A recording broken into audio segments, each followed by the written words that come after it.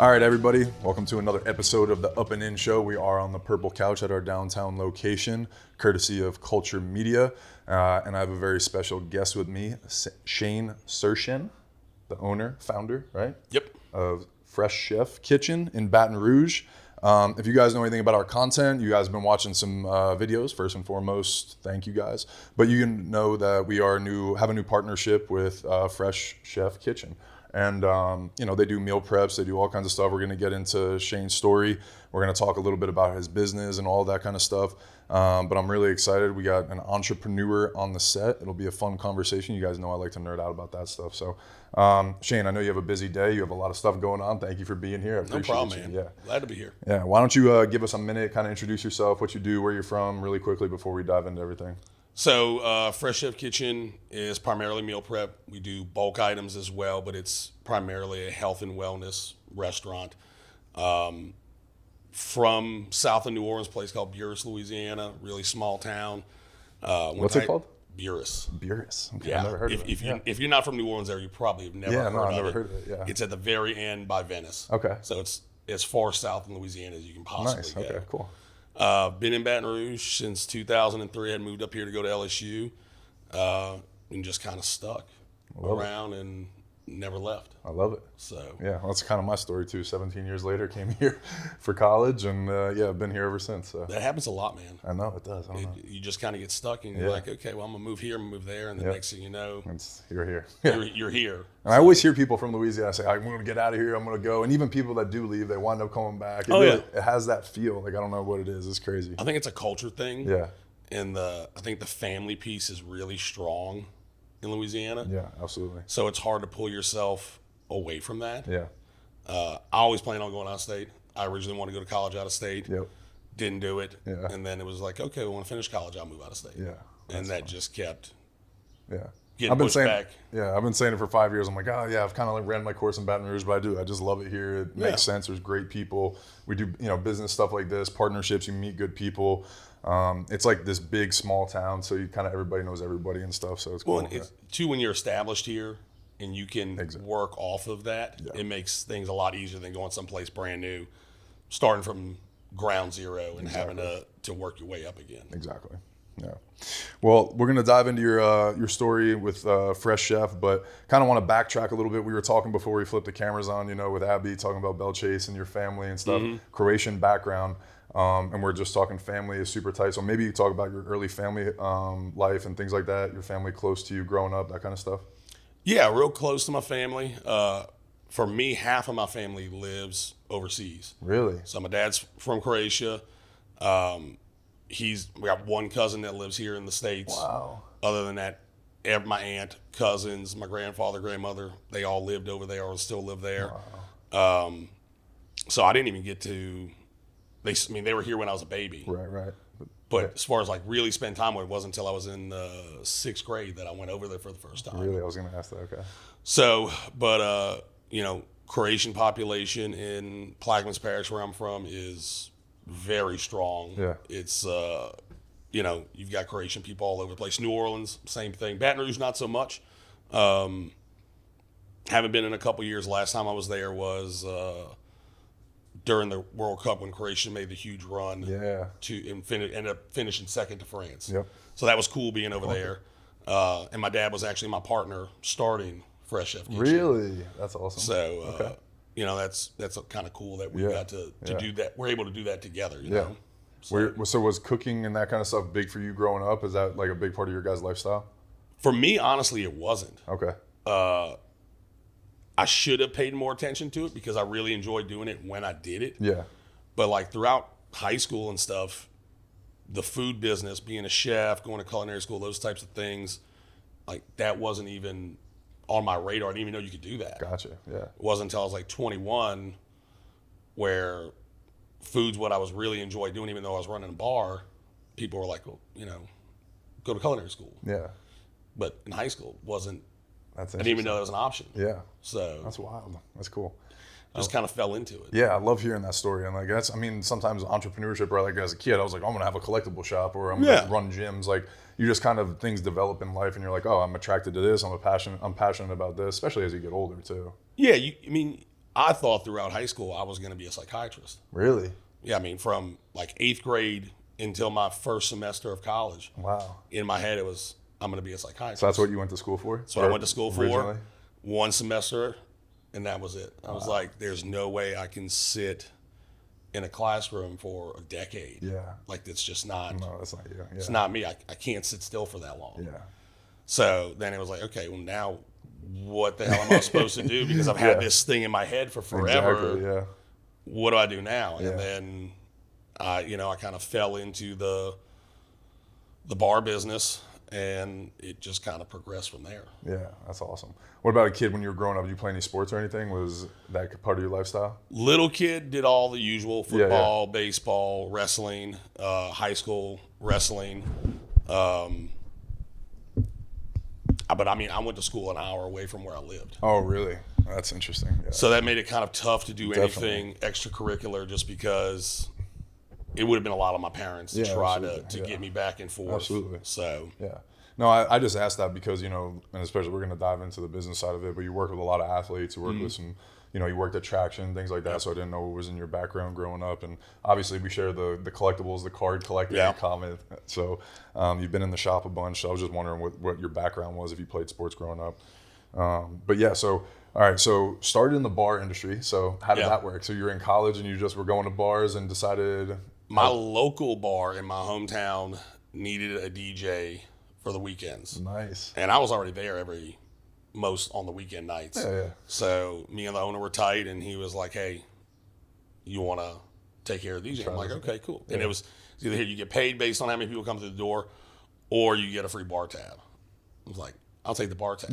I mean, all it was queuing up songs. I mean, it wasn't like I was DJing a city bar or anything.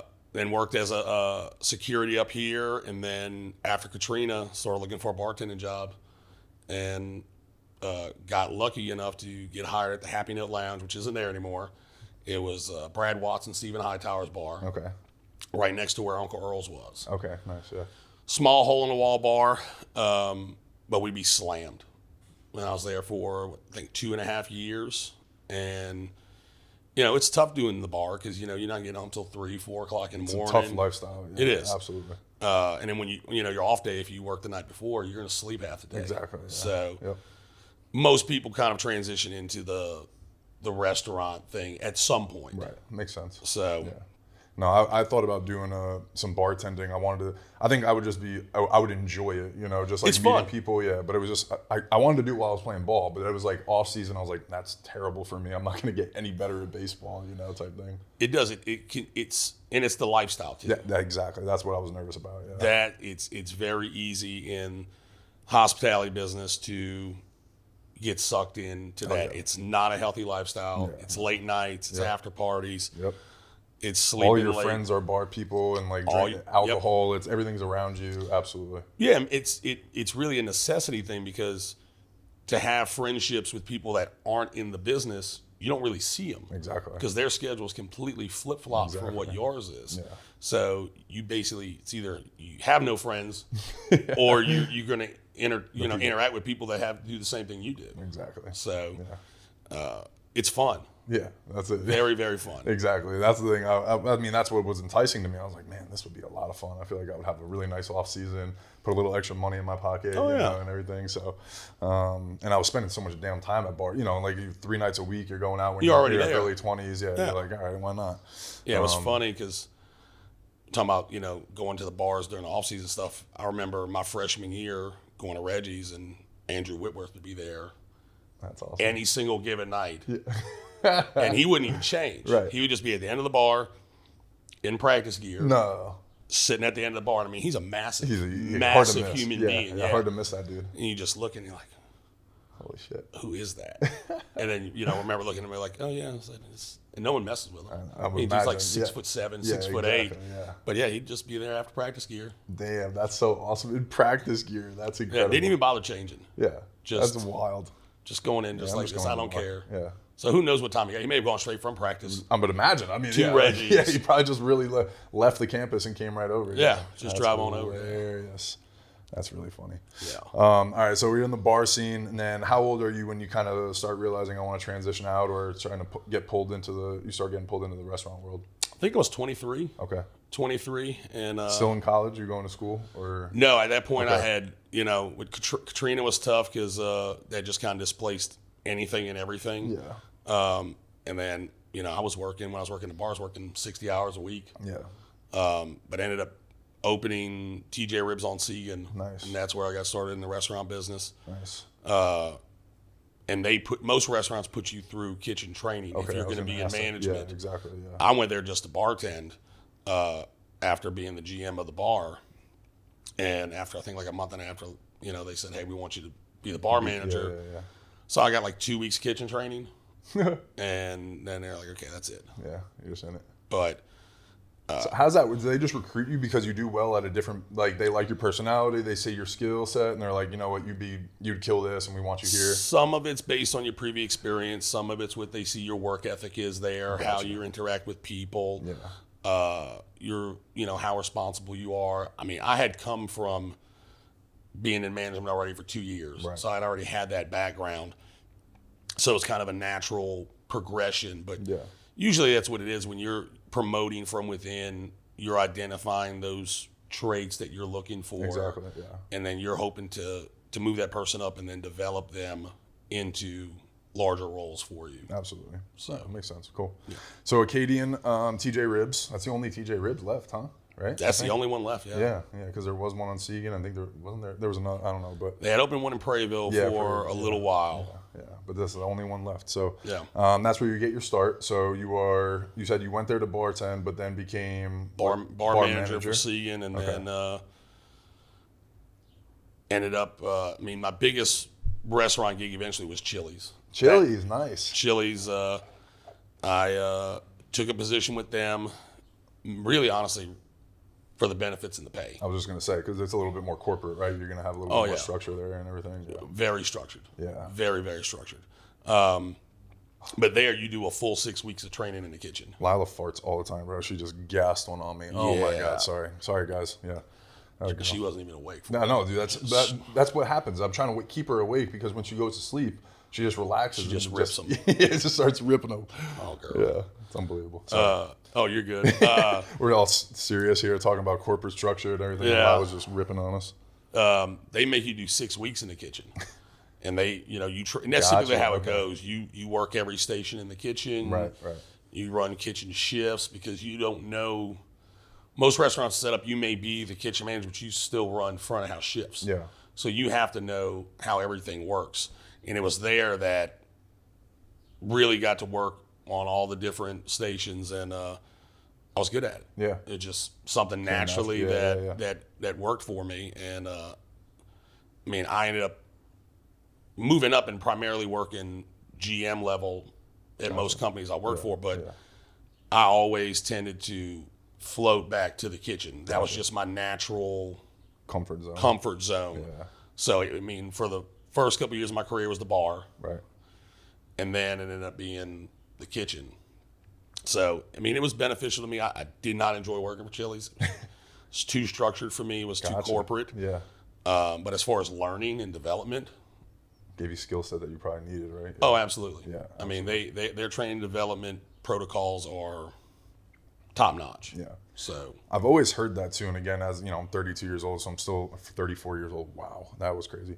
34 years old, and I'm still I feel like relatively new in the business, but those are the things that I hear from some of my mentors and the people that are a little bit more experienced in business is systems and processes. Right? Oh, yeah. So it's like when you hear about Chili's and you think corporate structure, you think they're under the umbrella of some bigger companies, that publicly are publicly traded, and those things, are just a machine that just run, rinse and repeat.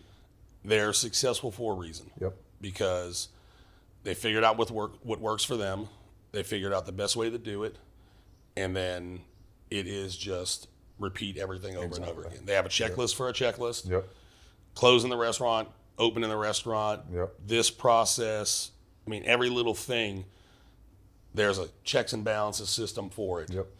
To where you just need to know how to use a checklist. Exactly. And you can be successful. Follow directions. Yeah. Yep, exactly. follow directions. But for someone who's young, who's just getting into management, super beneficial because it's something you can take and utilize wherever you go. Yeah. Especially if you do move into something that either is your own business Yep. or it's something that you're going to another business that's maybe not as well set up yet.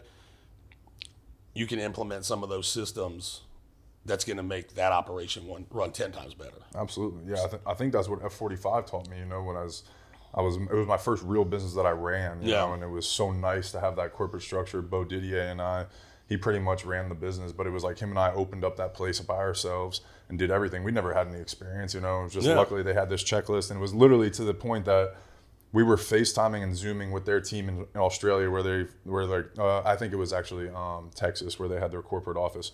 But they made us measure where the lines were on the wall, because it's brand and that's what they're selling, and they've done it 1,700 times and they know how to do this exactly. And, and that's the thing that I think I learned so much about it being in a huge franchise, where I was like, oh, this is really cool. This is how successful business runs. Yeah.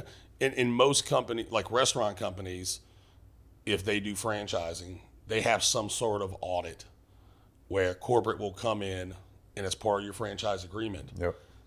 And you have to check all these boxes. Yeah. And if you don't, then you're getting a call from the CEO, the COO saying, hey, these things are not up to brand. Yep.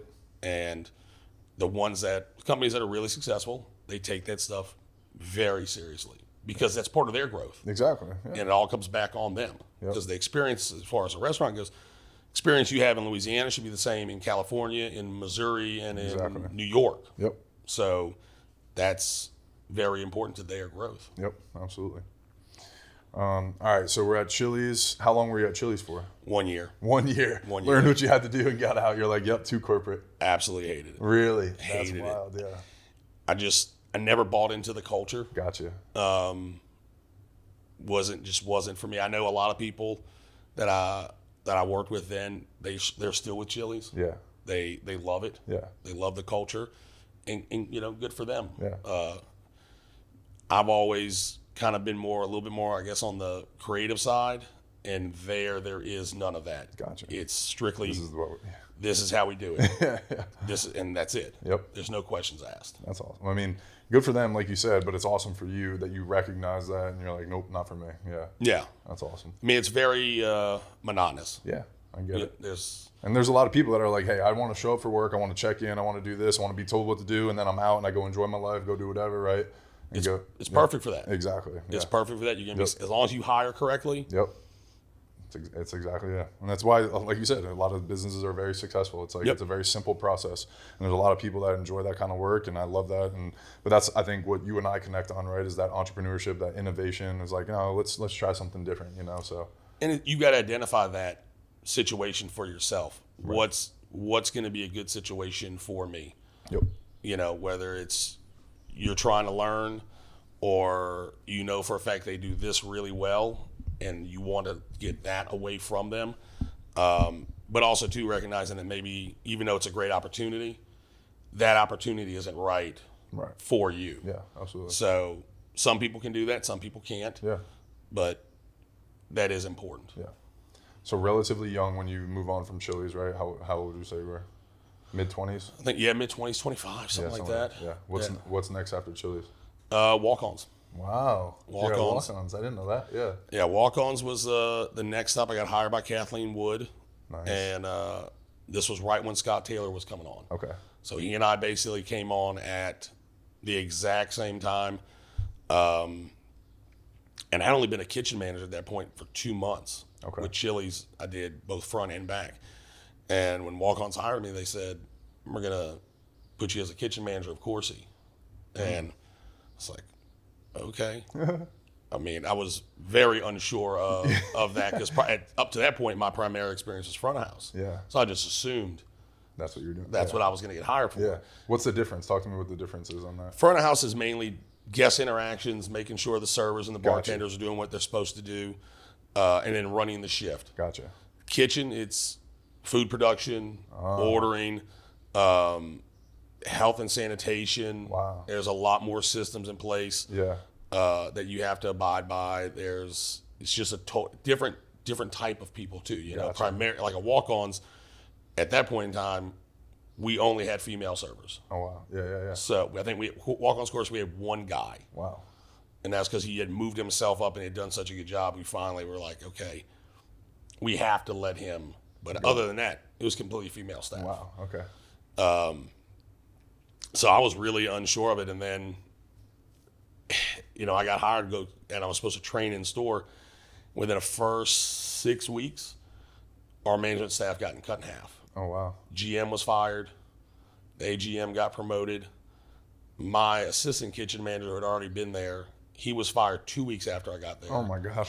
And then our other front of house manager was fired, I think, like 2 months after me getting there. Wow. So I didn't even finish training. Were they just restructuring? Was it a weird time? I'm trying to like put the time. Some to of it was economy. performance. Okay. Most of it was performance. Okay. The assistant kitchen manager tried to fight another employee. Yeah, that's usually Yeah, so I get there Questionable one behavior. morning and I'm like, "Why is the GM's car here?" Yeah. Because the kitchen manager just goes in first. Yeah. And again, he's like, "Yeah, you're on your own." So I never even finished training. Oh my God. So I think it was a 6 weeks training program. I think I had trained for 2 weeks, and then it was basically just kind of, Here you go. here you go, Learn as you go. learn by doing. Yeah. Which it worked out well though. We, you know, Brandon has told me this himself before, and Scott Taylor, same thing.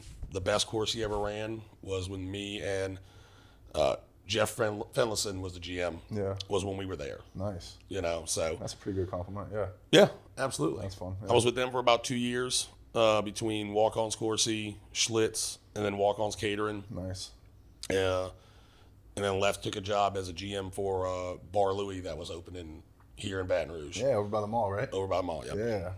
I love Bar Louie. I went to a bunch in Florida and stuff, but Huge in Florida. it was a bad spot over there, wasn't it? That's like When I got hired on, I didn't even know where the location was. yeah, exactly. It's They such couldn't tell us. they couldn't tell you. Couldn't tell us. I think it was a week before I got out of training that finally the vice president said, "Hey, by the way, This is where it is. this is where it's going to be." And as soon as he told me, my heart sunk a little bit because I knew Yeah. that's going to be really tough. Yeah. Like, we're open till 2 a.m. The mall is dead by 10 p.m. Yeah. And nobody goes over there for any type of after hour anything. no, not unless you're leaving the movie late. Yeah, exactly. That's it. Yeah. And even And- then, it's like you're like, there's no one around. Yeah, and it just looks empty. Yeah, exactly. So I knew immediately, like, oh, this is going to be rough. Yeah. And but it was fun. I learned a lot. I got to do a lot of traveling with the company. Helped them open a location in San Antonio, Nice. which was a blast. I mean, overall, it was a really, really good experience, but just horrible location.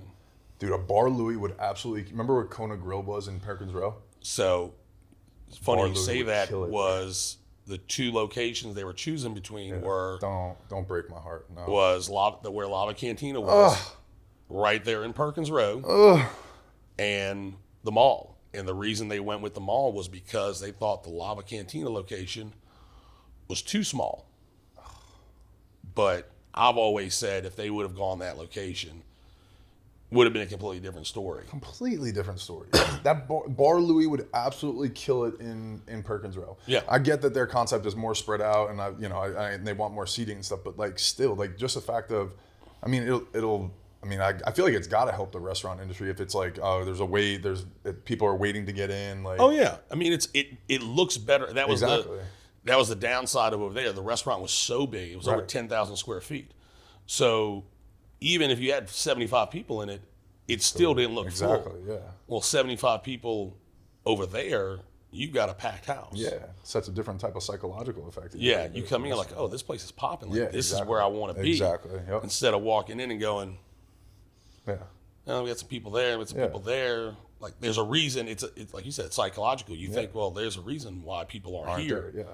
Is the food not good? Exactly. The drink's not good? Right. What is it? Service, everything. But I mean, even too, right? Like, as a single dude in my mid 30s in Baton Rouge, it's kind of hard to find places where you can go meet people. If somebody's all the way across the bar, like if there's a table of a couple girls and you're with a couple guys and you're looking across the room, it's hard versus like you're walking past people, you're making eye contact. It just sets a different vibe and energy in a place, right? So it's like, Ah, man, that would. I mean, I live in Perkins Row and have a business in there, so I'm like, dude, that would kill it. Bigger is not always better. Right. Yeah. Yeah, I still stand by that. I've said that for years and years and years. Had they chosen the smaller location, and I think the image and the brand of Bar Louie would have fit better in Perkins Row, because at that time you had Kona right across, right? yeah, Kona right across. You had the Wine Loft was still doing pretty good business there. Yep. I think that it would have fit that atmosphere. It would have absolutely. Whereas at the mall you had Pluckers. Yeah. And It's a different. Yeah. BJ's Brew House. Yeah.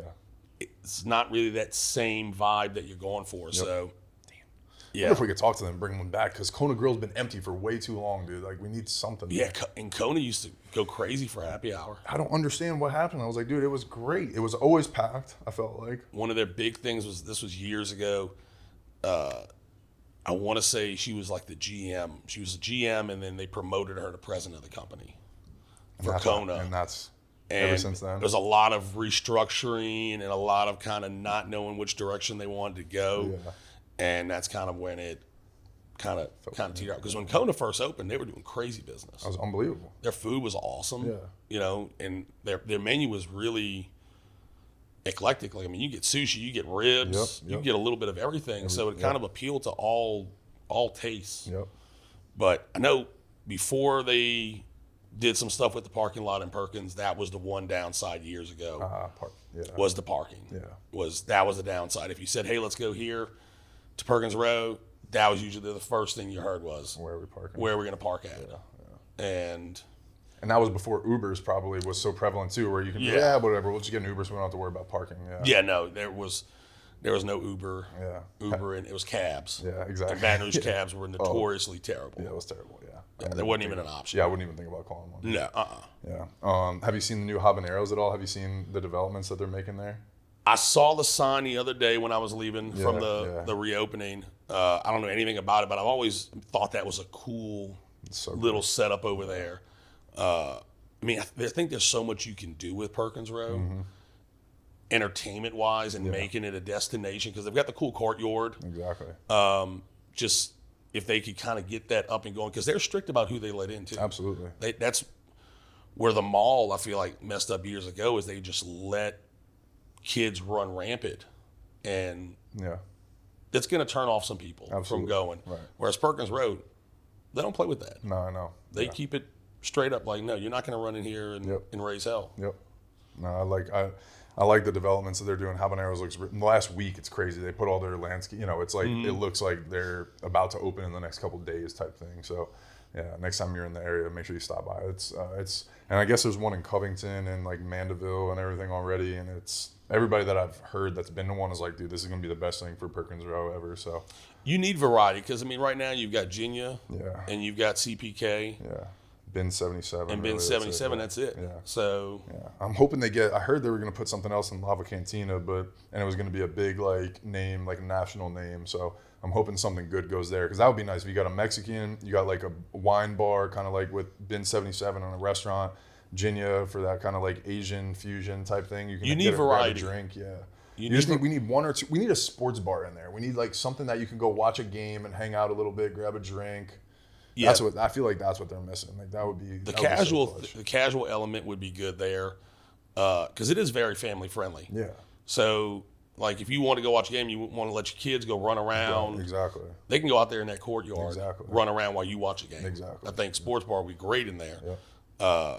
I know the rent's a little pricey. Yeah, I know. That's a little bit of a little turn off. Yeah. I mean, the mall Bar Louie was $25,000 a month, and that was 10 years ago. Yeah, that's so crazy. God damn. Then you have 20 to 40, 50 people that, are running in that place. Employees. When we opened, we had 135 employees. What? Oh, my God. Yeah. And that was what did you say, 10,000 square feet? I think it was 10,500. 2 patios.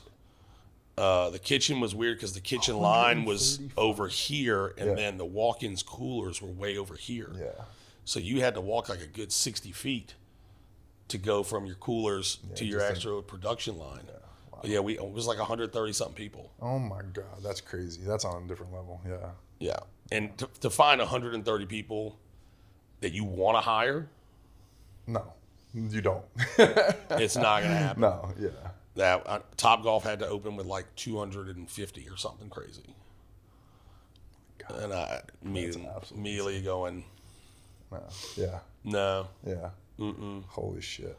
It's tough for those larger places just because of the people aspect. It's so hard to find people that are going to respect work, be reliable, put effort into it. The people piece is the hardest thing. And I feel like that goes for any industry because you can buy the best products to sell, you can pay for the best location. Absolutely. But if you can't get the people that you can trust, to create the experience for people, absolutely, you're just grinding your gears. Exactly. And sometimes it takes time. You've got to kind of play with it a little bit, and it takes a while to get those right people in. Yeah. And sometimes people prove you wrong. Sometimes people prove you right.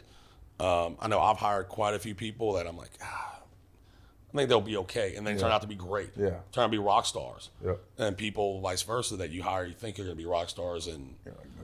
You're like, nah. Yeah. It's not it. Yeah.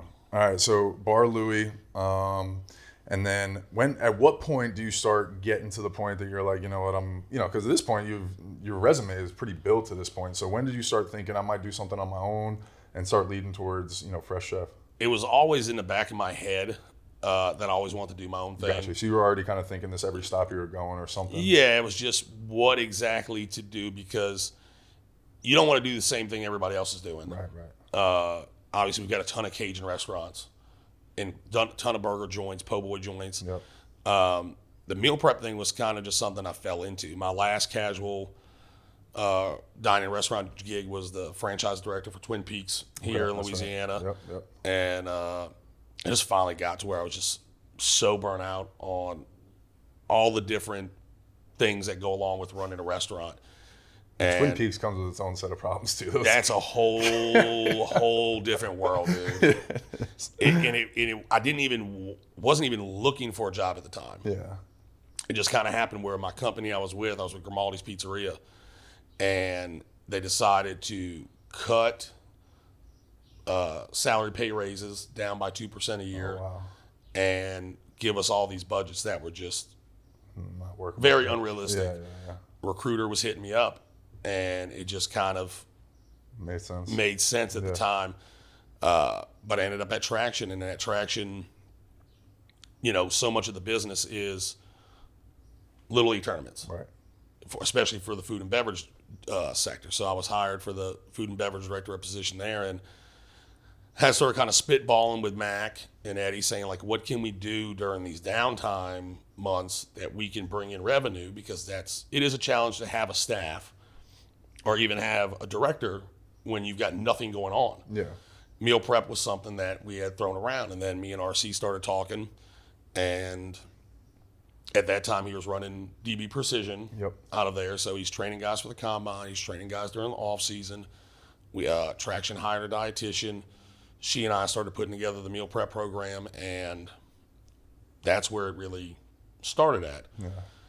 And then I was doing my own meal prep, had a couple friends say, hey man, would you do stuff for us while you're doing yours? I'm like, okay, sure. Yeah. So it was strictly a side hustle thing. Then COVID happened. We all get furloughed because obviously we can't do tournaments. Yeah. And all of a sudden I had all this free time to push my little side hustle. So I was doing, 40, 50 meals a week out of my house for friends. And before I know, I was doing like 150. Holy shit, yeah. And my dad and I had been talking for about a year about different things that we could do. And a space came open that a friend of mine told me about, and went and looked at it. I was like, okay, this could work. Yeah. And ended up signing a lease. And then it was born. Yep. So was it Fresh Chef Kitchen at that point, or were you just kind of like doing stuff on your own? It was Fit Chef Kitchen. Okay. And about a year after we opened, I get an email from a company in Mississippi, cease and desist. Yeah. Saying, hey, we own the trademark to Fit Chef. Yep. Which also, when I named it, created the social pages. Yeah. Goes to show you, I didn't do any research on it because I never planned on doing it. It was just strictly extra money. Yeah. And then, yeah, I mean, I worked Traction while getting it set up and still operating it just at a much smaller scale. And then once I got to where I felt comfortable, I went and told them, hey, guys, I'm leaving. So Wow. they had no idea. Oh, shit. Well, everybody knew, besides Mac, Terrio, and Eddie, that I had signed a lease. Oh, my God. So Eddie texted me a couple of weeks after I posted, like, oh, opening soon. Yeah. He's like, what? Yeah. You're going that far with it? I'm like, yeah, dude, I'm going. Oh, my God. He just assumed that I was going to do it like out of my house. Yeah. So, but I mean, if I hadn't ended up there, there wouldn't be a Fresh Chef Kitchen. Wow. So, I think it's one of those things where you've got to be mindful that sometimes things don't work out exactly how you planned or wanted them to. Yeah. But it doesn't mean that there's something coming down the pipeline that you're not expecting. Right. Because I never in a million years would have ever told you in my 20s that I was going to own a meal prep company. Yeah. Like that wasn't even on the radar. Yeah. So I love that. No, but that's the way some of the best businesses are born. And you hear this, right? Like, it's either out of necessity or out of passion. Some of the best ones are out of both, right? Mm-hmm. So you're working with some cool people. You're doing things you like. COVID obviously shuts the world down. Out of necessity, you're doing things to make some money, and then it just rolls into another business where it's an opportunity, and opportunists take advantage of that stuff. So that's cool. Yeah. Yeah, I mean, and it's been great. I never would have thought we'd be focused on healthy cooking or doing this. And I still have a lot of those relationships that started from back then. I've still do stuff for RC every now and then. I've done stuff for Jordan when he comes back into town. Yeah, that's cool. They still send me guys from Traction. Yeah. I mean, the athlete thing is what the business originally was built off of. Gotcha. Yeah. So it's still a big part of what we do now. Yeah. We don't push it as hard, but if we have somebody in town that's doing their off-season stuff, or we still do combine stuff. We've just started getting more into baseball in the last 6 months or so. Yeah. So the athlete thing is, I mean, that's our foundation. Yeah, absolutely. Yeah. Well, it makes sense. I mean, and obviously while we're partnered together and stuff, as I still view myself as an athlete, even though I haven't played in 7 or 8 years, I still train and do things. But like my schedule is built the same way that I was when I was playing ball, and it was off season. I work out, do my stuff in the morning, then I go do my work, and so I have a job now running businesses. But it's like nutrition is such an important part of your daily, and at least for me, and it should be for most people, just because that's how you fuel yourself, that's how your mind goes, it's how you get the best out of yourself and the performance wise. So for me, not skipping meals and making sure that I prioritize eating, and then healthy eating is so important. And then when it's like, I love cooking, I really do. I genuinely love cooking, but when I'm at the shop till 6 and I've done 8 things throughout the day, it's time. And so convenience is what you pay for, right? Yeah. And rather than doing fast food or doing something else, the meal prep is the answer. So that's why, I think I always thought I was going to be involved in a meal prep company, whether that was investing or starting it or something, especially when I had F45, and because it's just like, it's such an important part of my life. And I've always been into nutrition since I was 17 years old. Like, it changed my life, changed the way I trained, all of it. So yeah, man, it's been a great, opportunity to get to know you in this partnership. The time is the biggest thing. 100%. Because especially, if you have kids, you've got 2 boys playing Little League, maybe you've got a daughter doing cheer. Yep. They're going to different sides of town. You're fighting traffic. Yep. You only have so much time in a day. Yep. So that's what we're here for, is the convenience, the time. People with hectic lifestyles, people that own multiple businesses, multiple kids, or even having to just, I never experienced until I got to Traction was all of a sudden I didn't have food there for me in the restaurant business. Oh, it's lunchtime. You just go grab it. Exactly. Traction, it was, okay, I've got to get out and go get lunch. That's the biggest thing. And that was something I had never experienced. So you're talking about the hardest thing. I think it was like 33, 34. Yeah. It's like, wait, I've got to go get my food from somewhere. And I hated it. Yep. Stop what you're doing. Exactly. Fight the traffic. Yep. And then by the time you get back, you eat.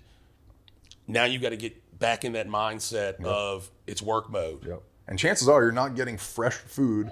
You're going to get fast food. You know what I'm saying? And then you're just like, oh, I want to chill for a second. I just ate some food. Like, I feel like shit. Like, that's the biggest thing for me. That's what a lot of people do, is they'll even just get their lunches. Yeah. just so they don't have to get out of their office. They don't have to go find lunch. Yep. Also, too, depends on where you work at. Yeah. If you work kind of off the beaten path, you may not have that many options. Right. Or if you work downtown or Perkins Row where parking is Yeah. a bit of a hassle. Yeah. Well, you got that prime space. You don't want to give it up. You don't want to leave it. Exactly. So then you're like, okay, well, okay, I'm going to walk to Schlitz. Yep. I'm going to get a sliced pizza. Convenience. It's convenience. Yep. That's what it is. I mean, Yep. That's why Chick-fil-A has 2 and 3 drive-through lanes. Exactly. And people are going to go through it. Yep. Because they don't want to get out of their car. Yeah. No, that's it. And that's what I do a few lessons with some parents, and they're about to go on Stormbolt, and they're about to get some of the subscriptions and stuff like that. But I think that's the biggest thing, is just being able to provide a healthy meal in the quickness of time. My biggest thing is when I'm at the shop, and like today, I'm gonna get there at 1 o'clock probably, or 12:30, 1 o'clock, and I'm not gonna want to leave there until 6. Yeah. That's 5 or 6 hours. I'm gonna need to eat a meal somewhere in between there, and to leave there, it's gonna cost me an hour or two. Just moving, cooking, grabbing. That's why I love throwing something in my backpack, put it in the microwave, boom, And you're I'm right done. there. Yeah, don't even have to leave. Yeah, and then you a lot of times what you do, and I'm guilty of this, I just won't eat. If I'm happens like, way too okay, well, often. my option is Yep. stop what I'm doing and go grab something. Yep. I'll just say, okay, I'll eat later. And Yep. then if you're someone who's trying to lose weight or you're trying to eat healthy, well, if you don't eat all day, by the time you get home, your body's just going to go crazy for calories. Exactly. So you're going to overeat at night right before you go to sleep, It's the worst thing for you. and that's one of the worst things you can do. Yep. So, yeah, it's a convenience thing. It's Yep. having it there. It's ready. Yep. You throw it in the microwave for 2 minutes, and you're ready to go. Yep. So, Yep. What about, talk to me about the bulk items, right? So if a family wants to pick up, talk to me a little bit more about that, because obviously I do the prepped meals, and I know there's a couple different parts of your business. So talk to me about the bulk. we do the prep meals, but the bulk stuff is all by the pound. Okay. So it's the vegetables, the carbs, the proteins you can get by the pound. Everything's weighed post-cook. Okay. So if you order a pound of green beans, you get a full pound of green beans. Nice. Cooked and prepared. Cooked and prepared. It's the awesome. same thing. It's ready to go. Proteins all have different seasoning options, Nice. so you don't have to eat the same exact thing over and over and over again, Nice. which is important when you're talking about doing something meal prep. Yeah. Variety helps so you don't get burnt out and you're like, Absolutely. I can't do it again. I can't eat this chicken again this week. Exactly. Yeah. So, and that's what most people do at home. They cook the same stuff Yeah. and they get burnt out on it. Absolutely. But yeah, we've got multiple seasoning options for all the proteins, and a lot of it, it's bodybuilders that use it. It's athletes. I was going to say, do families use it too? Families use it too. Because what they'll do is, if your kids will eat buffalo chicken and green beans. Right. So an after practice day, you can order a pound of chicken, a pound of green beans. Now you don't have to stop after you leave traction for practice at Lit Pizza or McDonald's. Exactly. You can just get home, throw it in the microwave, Exactly. and they're good to go. Perfect. Or like we do turkey meatballs. Okay, well, I'll do spaghetti for the kids. I've just got to do the pasta and the sauce. Meatballs already ready. Exactly. The hard part's done for you. Yep. Boil some pasta and you're done. Yep. Yeah, a lot of times it's just being creative to make it work for your schedule. Absolutely. Maybe you can do dinner with the family every night, Yep. but you don't want to have to go deal with lunch. Yep. So you buy lunches. Yeah. No, it makes sense. or you work shift work, and those 3 days that you're shift, like, okay, I do not want to leave the hospital. Yep. I don't want to have to leave the plant, whatever it is. Yep. It's just really making it work around your lifestyle and what your specific needs are, but it fits a lot of different lifestyles Absolutely. and beneficial in a Yeah. lot of different ways. Yeah. And if you're just trying to get the best out of your life, right? Whether you're trying to eat healthy, lose weight, just maintain good performance, maintain good health, it's the way to go. It really is. And then I know you guys have a pickup location, right? And then you guys have almost like a brick and mortar, right, where you have meals prepped. So if somebody does just want a one-off lunch, if they're in the area, right? Talk to me about that place. Yeah, our airline location is right there where Ice House Bar and Grill is. So right before you decline Peter Dairy, fully stocked retail cooler. We'll have breakfast items in there, wraps, salads, meals. Yep. We stock it with bulk items too. And we encourage people, go in there before you order. Right. Go grab one or two. Make sure that it's what you're looking for. Yeah. You like it.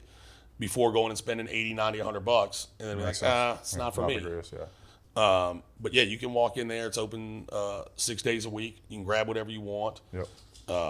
Online ordering, there's no minimum, so you can order, beforehand if you want. It helps to order online if you're very specific about what you want. Yeah. Because that's the one downside of retail is you It's don't already- know what's going to be available. Yeah.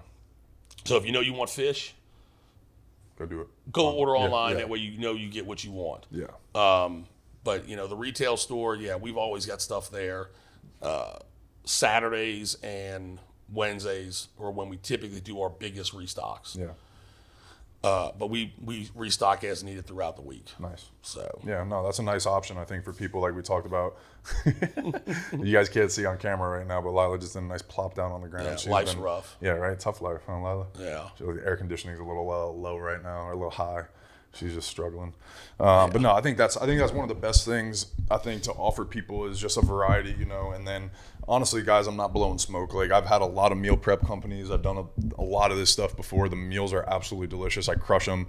And I think too, I've had other meal prep companies, not talking bad about anybody else, but sometimes when you order the extra portion, it's not enough, especially I'm a bigger dude. So it depends. If you're an athlete and you're looking for a meal that's going to fill you up, I get apps, and it takes me some time to eat the meal. So like, you guys do a great job of providing enough food, enough calories.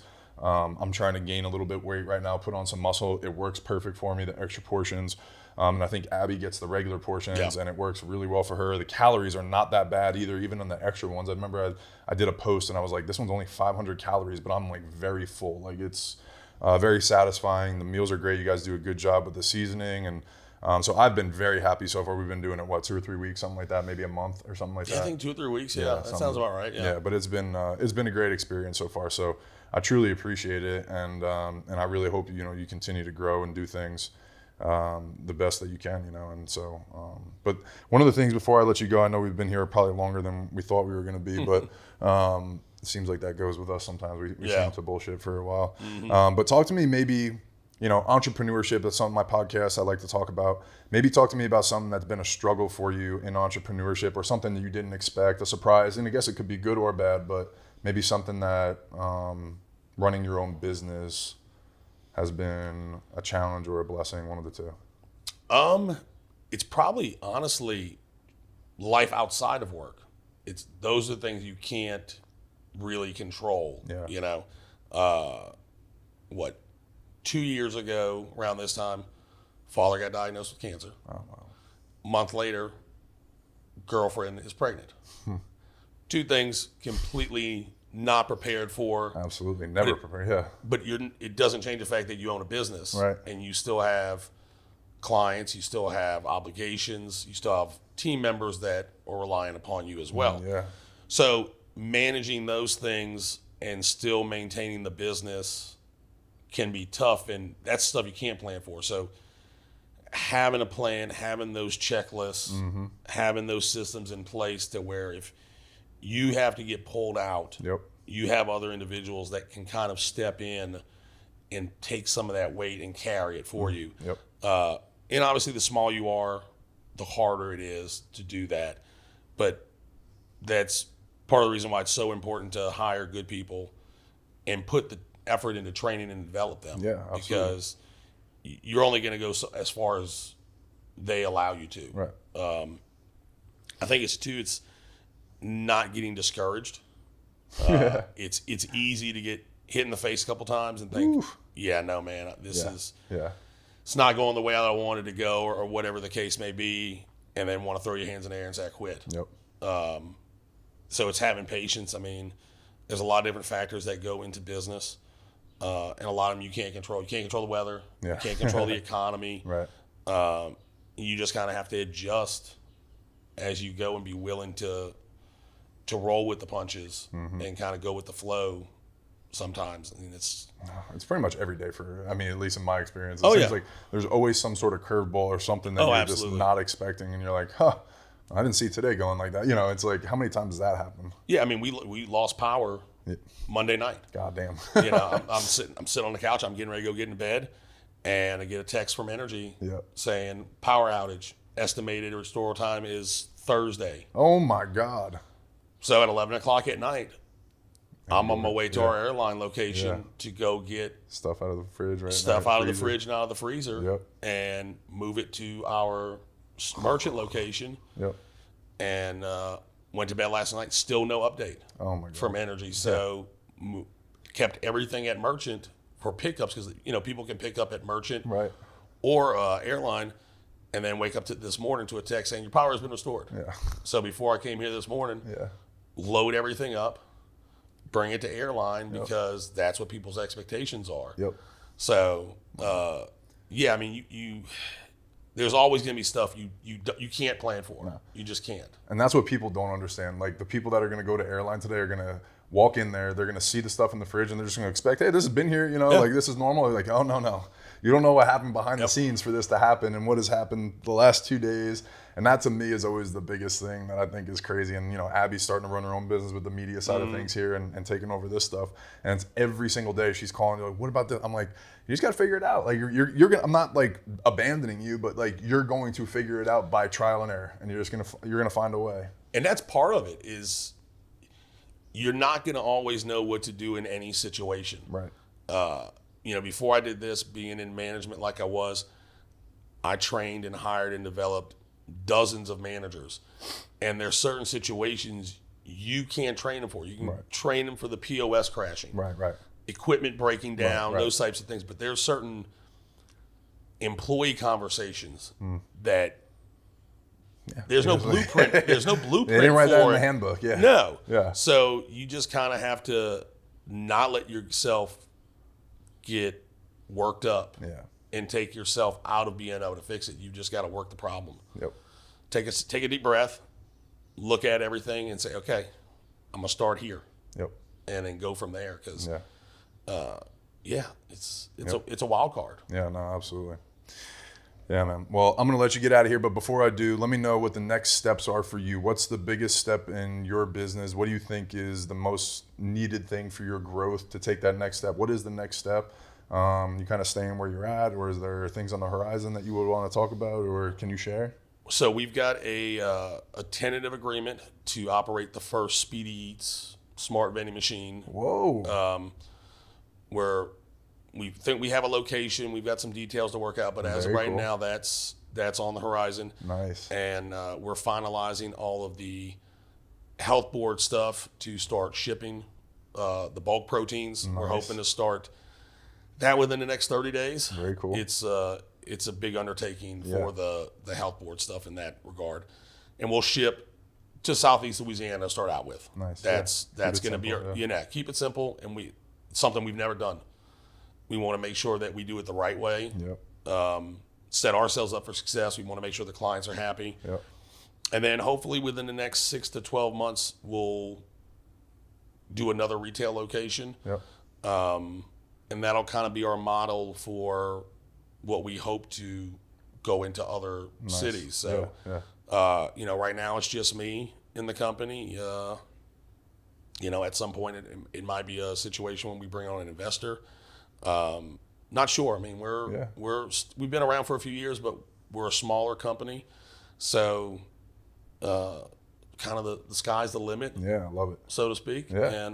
And we're excited. Yep. We think that we're a pretty unique company. We've got a pretty unique story, and we've got a lot of clients. I mean, they've been with us for 3 and 4 years. Yeah. So Oh, that's awesome. I hope you keep building on that. The brand, I've told you, I fell in love with the branding. The food is absolutely delicious. Obviously, you and I have a good relationship, and we knew each other before the meal prep and stuff. Yeah. But this is, I'm excited to continue to see this. sports court hobby. What's that? Sports court hobby, man. That's it, baby. Yep. It's amazing how the resurgence that's had, and just Crazy. what's kind of developed from that in different regards too. So Dude, that's my business every day. I'm like, my jaw drops on the floor every single day with something new where I'm like, this is crazy how this has developed. I think Fanatics and Tops are obviously doing a great job kind of growing and helping grow the hobby and stuff. But yeah, RC and the Pivot just signed a deal with Fanatics. no, really? Saw it on Twitter last night. Yeah. Wonder what that would do. Know any of the I don't know. I got to any go of the look details. into it. Yeah, Damn, it's that's I think interesting. it's an exclusive deal. I mean, Ruben is Oh, he's moving. he's everywhere. That's incredible. I want to know what that's about. That's really cool. I mean, they're getting their hands in everything. Wow. And Good for him. and you talk about being passionate in what you do business wise. Yeah. He is a guy. He's the definition of a guy who is passionate about something. Yep. And he's turned it into a business. Crazy conglomerate. Yeah. I mean, that's textbook right there. Yep. When you talk about that. Wow. I really want to go find out what that deal is. That's cool. Yeah. I just happened to see it on Twitter last night. I was like, wow. Okay. Good for RC too and the pivot. That's cool, man. Dealing with fanatics is a big deal. Oh, that's huge. Yeah. That's absolutely huge. Good for him. Yeah. Wow. Yeah, no, that's interesting. But yeah, no, this has been a great partnership. Again, guys, make sure you guys go check them out. Everything will be in our show notes. We'll kind of clip this episode up into a bunch of pieces and stuff and everything. But Shane, I really appreciate this. I appreciate the opportunity to work together. I'm hoping to help grow your brand and tell your story some more. And again, guys, make sure you guys check out the meals. If you guys are, all over the place looking for quick, good, solid meals, this is the answer for sure. A lot of variety, great taste. Anything else you want to leave our listeners with? Where can they find you on social and everything? I know there's some different handles and websites and stuff. Fresh Chef Kitchen. We're on Facebook, on Instagram. Got a TikTok. We're starting to try to post more content. Yeah, I'm trying to do more content. No, I get it. It's hard. Yep. And then website, you can get all the information. It's freshchefeats.com. Yep. And then our airline location, you can just go run in there and grab whatever you want. Yep. And if you guys want 10% off your first order, make sure you guys use Anthony10 on the website. It'll get you 10% off your first order. So thank you guys for listening. Make sure you guys like and subscribe and share and all that good stuff. Shane, appreciate you, man. Appreciate you, man. Glad to be here. Yep.